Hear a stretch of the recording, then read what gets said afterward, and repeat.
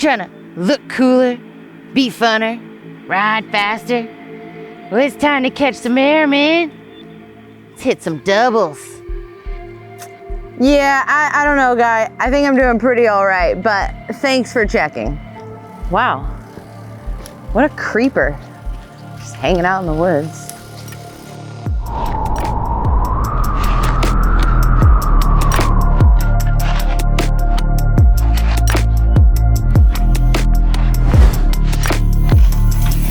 Trail speed.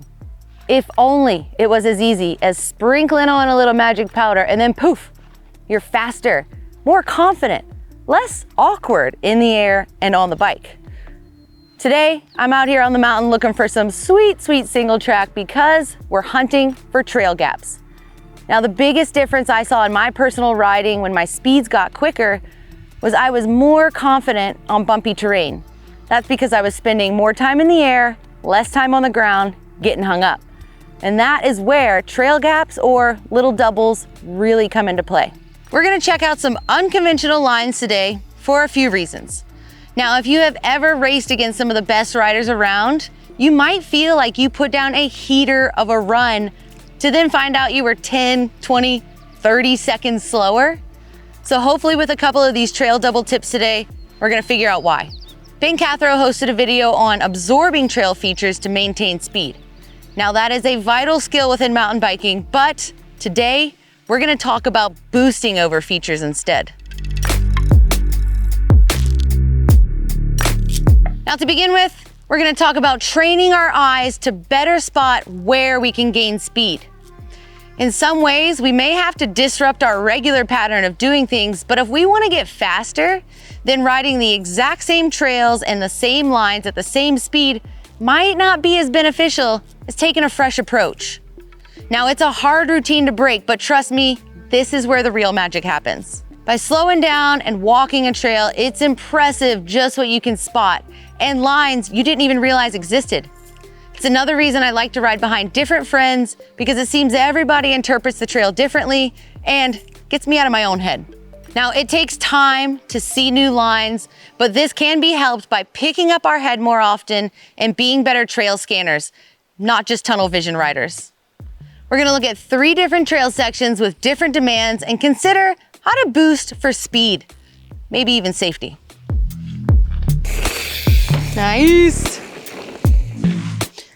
Alrighty, we've made it to the first feature of the day here. From here, they're gonna get a little bit harder and more technical, but the reason I stopped at this little takeoff is because in the scheme of things, this is a pretty easy, mellow feature.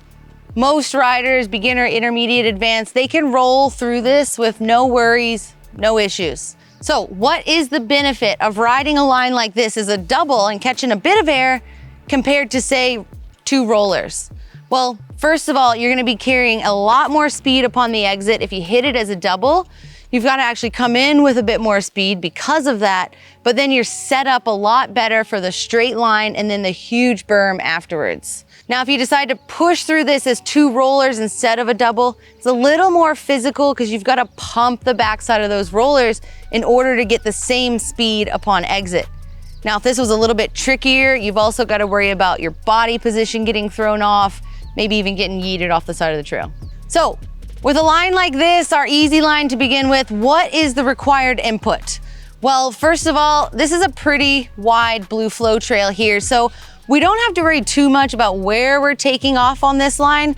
You've got loads of options, but we're gonna need some more speed in order to clear this 3-meter gap, and you're gonna need that coming all the way back from the berm here. So from the berm, we've got to commit in a nice straight line. On this line to begin with here, we're gonna do a bit of unweighting as well, which I'm gonna dig into a little bit later on. But what is the run out on a line like this? When we commit to the double and we're exiting with more speed, what have we gotta worry about? It's important information.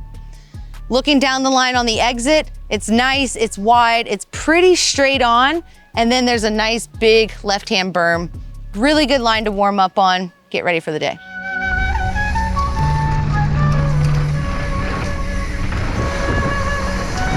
Alrighty folks, we have rolled up on our second feature of the day, the medium set of doubles, but Don't be fooled. What's going on behind me is actually just a little bit more complicated. A beginner rider might roll through here as 3 nice single rollers. A really advanced rider might just send the whole thing as a triple, but that's not what we're here doing today. We're focusing on doubles. So we're gonna use that first roller as a setup roller, and then we're gonna air the second 2 rollers, and that'll be the double.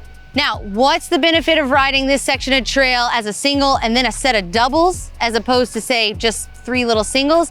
Well, you're gonna generate a ton more speed by landing on the transition of that final double, and then you can use that to pump into the berm.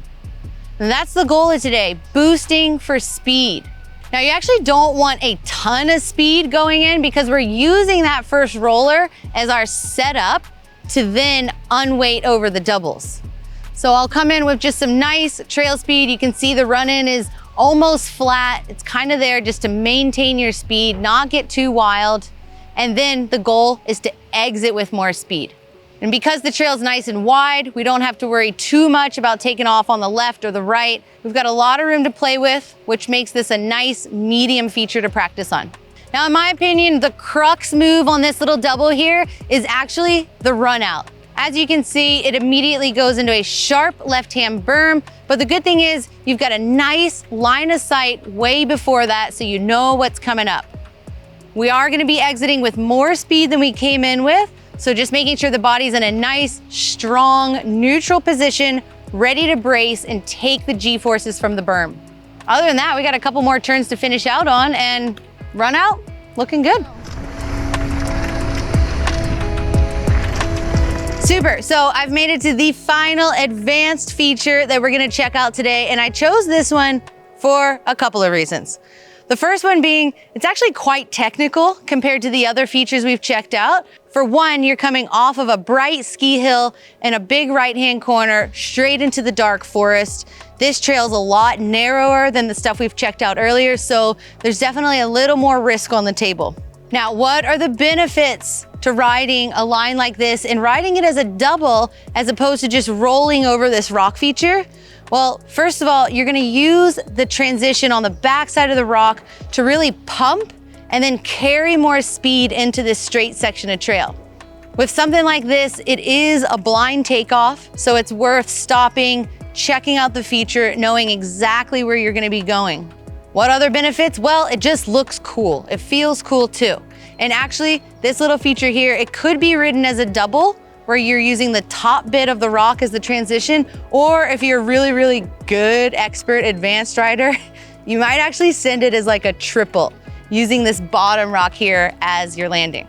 Now, the required input on an advanced feature like this for doubling is a little bit more than what we saw earlier. Like I said, you're gonna wanna know exactly where your takeoff is. This is a skinny section of trail, so there's not really any opportunity to run off onto the side, because we've got trees everywhere.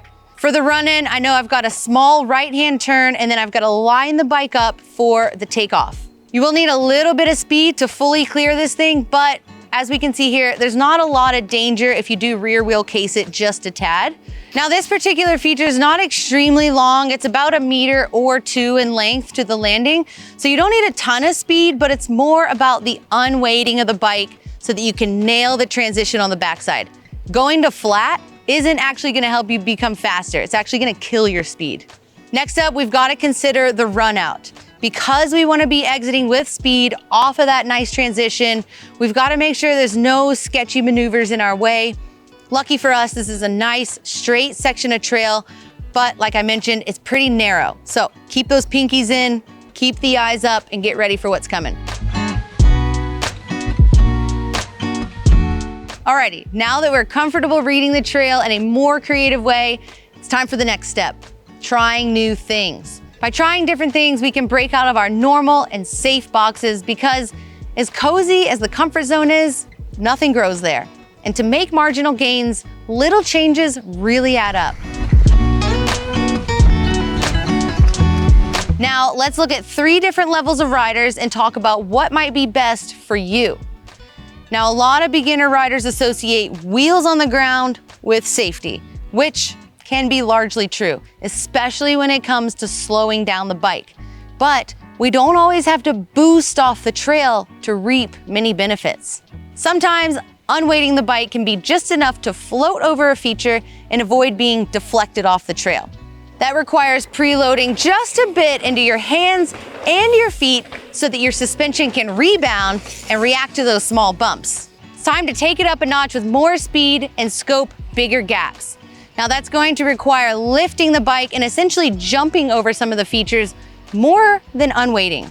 More speed also equates to looking further down the trail because when we're traveling at a higher speed, things are coming at us a lot quicker. And in this case, the takeoff is approaching much faster.